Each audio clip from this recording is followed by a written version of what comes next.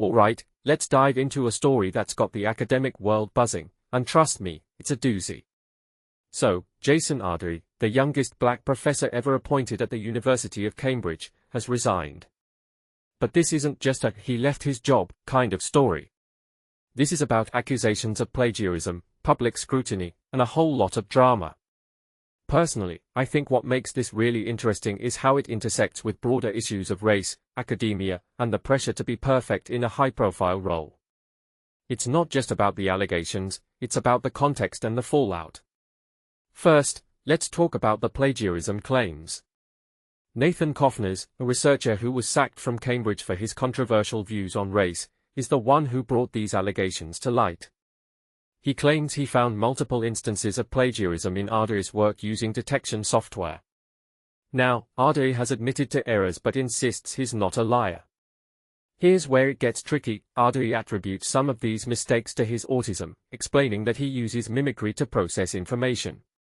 This raises a deeper question: how do we balance accountability with understanding neurodivergent experiences in academia? It's a nuanced issue, and I think many people are missing that layer of complexity. What's also fascinating is Arday's claim that there's been a coordinated campaign to unseat him, one that he believes is racially motivated. He's described himself as a lightning rod for criticism of DEI policies. If you take a step back and think about it, this isn't just about one professor, it's about the larger tensions in academia around diversity and representation. Arday's appointment was historic, and his resignation feels like a setback for those who saw him as a symbol of progress. But it also highlights how much scrutiny trailblazers face, especially when they're at the intersection of race and achievement.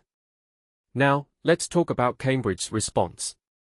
The university launched an investigation into Arday's academic qualifications and honorary appointments, citing the new information. They've emphasized the need for a thorough process, but they've also acknowledged the human element, saying they're providing support to Arday.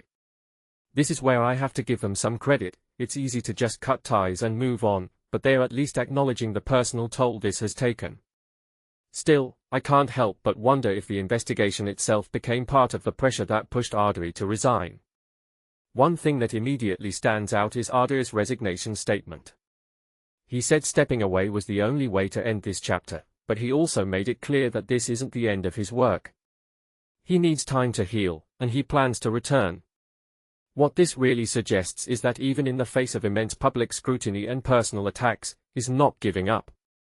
That resilience is something I find really compelling. It's easy to write someone off when they're at the center of a scandal, but Arday's refusal to let this define him is noteworthy. Here's where I'll add my own commentary. This story is a microcosm of so many larger issues. It's about the pressure to be flawless in academia, the challenges of being a pioneer in a historically white institution, and the way public scandals can overshadow someone's entire career. What many people don't realize is that these kinds of controversies often have ripple effects. They can deter others from pursuing similar paths, fearing they'll face the same level of scrutiny. That's why this story matters beyond just the headlines. So, what's the takeaway here? Personally, I think this is a moment for us to reflect on how we handle allegations of misconduct, especially when they involve marginalized individuals. It's also a reminder that academia, for all its talk of objectivity, is still deeply influenced by biases and power dynamics. Arday's resignation isn't just the end of a chapter, it's a catalyst for bigger conversations. And as for Arday himself? I'm genuinely curious to see what he does next. If his past is any indication, he's not someone who stays down for long. What do you think? Let me know in the comments. Is this a story of accountability, or is there more to it than meets the eye?